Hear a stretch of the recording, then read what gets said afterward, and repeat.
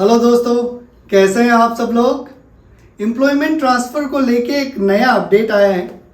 आज के इस वीडियो में इसी न्यू अपडेट के बारे में डिस्कस करूंगा कि ये नया अपडेट है क्या, इससे पहले नया अपडेट आने से पहले क्या गाइडलाइंस थे, क्या प्रोसीजर थे, और ये नया अपडेट आने के बाद जो वर्कर है, जो एम्प्लॉय हैं, उनको क्या फ़ायदा होगा, और जो नई कंपनी है जहाँ पे हम लोग जाते हैं उस नई कंपनी को क्या फ़ायदा होगा, और जिस कंपनी को हम छोड़ के आए हैं उस कंपनी को क्या नुकसान होगा।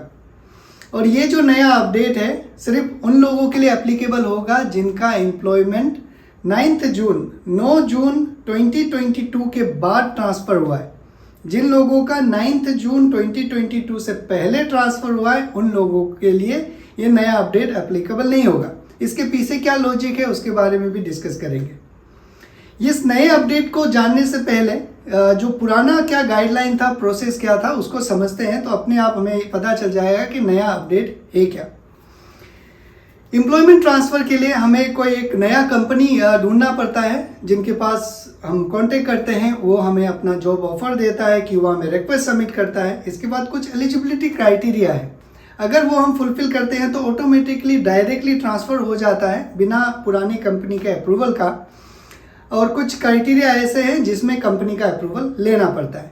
इस केस में बस हम उसी फैक्टर्स के बारे में बात करेंगे कि मान लीजिए आपका इकामा या वर्क परमिट एक्सपायर हो गया है, उस केस में इस नए अपडेट का क्या फ़ायदा है। और मुझे लगता है ये नया अपडेट सिर्फ उसी केस में बेनिफिशियल रहेगा। कैसे, मैं आपको बताता हूँ। मान लीजिए मेरा इकामा एक्सपायर हो गया, वर्क परमिट एक्सपायर हो गया, 5 महीने हो गए, 4-5 महीने हो गए, या फिर जितना भी ड्यूरेशन हो गया। मैंने क्या किया, कोई नया कंपनी को कांटेक्ट करा, उनसे जॉब ऑफर लिया, उन्होंने मुझे क्यूआ में रिक्वेस्ट भेजा और मैंने उसे एक्सेप्ट कर लिया। एक्सेप्ट करने के बाद क्योंकि मेरा वर्क परमिट और इकामा ऑलरेडी एक्सपायर था तो वो पुरानी कंपनी के पास अप्रूवल के लिए नहीं गया, ऑटोमेटिकली मेरा नई कंपनी में ट्रांसफ़र हो गया।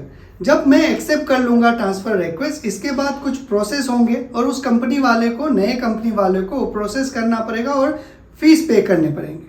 सबसे पहला उनको ट्रांसफ़र का पेमेंट फ़ी पे करना रहता है अफसर में, वो एक पहला पेमेंट हो गया। इसके बाद वर्क परमिट रिन्यूअल का फ़ीस पे करना पड़ता है, इकामा का रिन्यूअल का फ़ीस पे करना रहता है। इकामा अगर ऑलरेडी एक्सपायर हो गया है तो उसका जो डिले पेनल्टी होता है 1 साल का 500 रियाल होता है सर, वो पे करना रहता है। इकामा का फीस पे करना रहता है, इंश्योरेंस का पे करना रहता है। इन सारे चीज़ का जितना भी पेमेंट है पे करना रहता है, तब वो ट्रांसफ़र हो जाता है ऑफिशियली।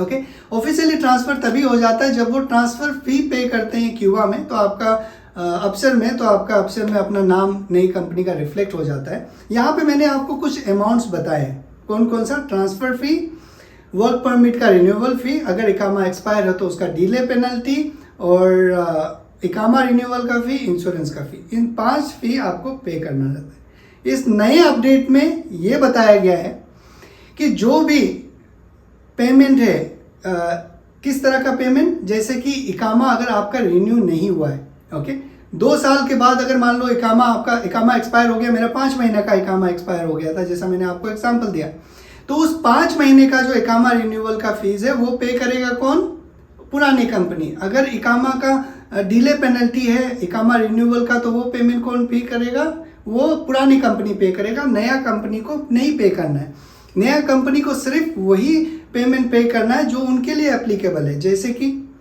ट्रांसफ़र फ़ी वो पे करेंगे, और वर्क परमिट का रिन्यूअल फ़ी पे करेंगे, पेनल्टी पे नहीं करेंगे। जिस दिन से उस कंपनी में ज्वाइन किया वो वर्कर, उस दिन से फर्दर 1 साल 2 साल जितना भी दिन का है वो वर्क परमिट का पेमेंट फ़ी करेंगे। इकामा का जो रिन्यूअल ड्यूरेशन है, जिस दिन से वो कंपनी में ज्वाइन करा है उस दिन से पे करेंगे।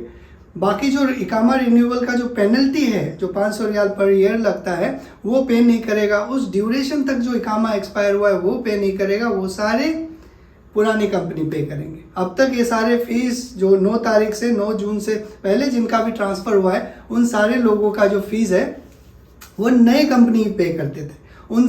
उससे इनको नुकसान होता था। जो पुरानी कंपनी का गलतियां हैं वो नई कंपनी को भरना पड़ता था, तो फाइनेंशियल इम्पैक्ट पड़ता था। तो इस नए अपडेट के बाद में जो पुरानी कंपनी है उनको उनका सारा ड्यू क्लियर करना पड़ेगा, गवर्नमेंटल फीस जितना भी है वो सारे पे करने पड़ेंगे। और अब बात करते हैं जो वर्कर है उनको क्या फ़ायदा होने वाला है इससे। कई बार ऐसे होता है कि मान लीजिए मेरा 2 साल हो गया इकामा रिन्यूअल नहीं हुआ, मैं किसी कंपनी में गया जॉब लेने के लिए, मुझे जॉब मिला वहाँ पे, लेकिन कंपनी वाले बोल रहे हैं कि भाई मुझे तो तुम्हारा 2 साल का इकामा का पेमेंट भी करना पड़ेगा, ये तो गड़बड़ होगा कि मैं क्यों पे करूँ 2 साल का, मान लीजिए 18-19 हज़ार रियाल, 19,000 रियाल मैं क्यों पे करूँ, है ना। तो अब क्या होगा कि कंपनी वाले जब आप नए कंपनी में जाएंगे वो सीधा सीधा आपका जो ड्यूरेशन से आप ज्वाइन कर रहे हैं आपका इकामा रिन्यू कर देगा, बाकी का जो 2 साल का एक्सपायरी का जो रिन्यूअल है और जो पेनल्टी है वो पुरानी कंपनी पे करेंगे। इससे प्रोसेस और थोड़ा सा स्मूथ हो जाएगा।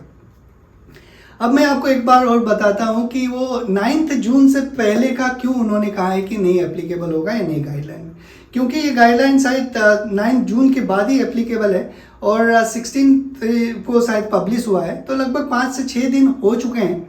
तो इस केस में जो कंपनी ट्रांसफ़र लिया होगा या फिर किया होगा वो ऑलरेडी पे कर दिया होगा वो सारे फीस को, तो सिस्टम में कुछ चेंजेस किए होंगे, इसीलिए ये ड्यूरेशन थोड़ा सा इन्होंने चेंज करा है।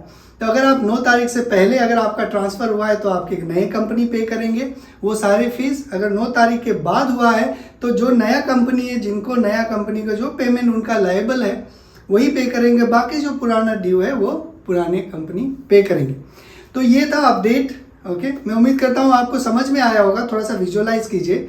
बाकी जो क्यूआ से रिलेटेड या फिर कैसे एम्प्लॉयमेंट ट्रांसफ़र होता है, स्टेप बाय स्टेप कैसे होता है, क्या क्या प्रोसेस है, एलिजिबिलिटी क्राइटेरिया क्या है ट्रांसफ़र करने के लिए नई कंपनी से पुरानी कंपनी, ये सारे वीडियोस आपको सऊदी लेबर लॉ वाले प्लेलिस्ट में मिल जाएंगे और डिस्क्रिप्शन में भी मिल जाएंगे।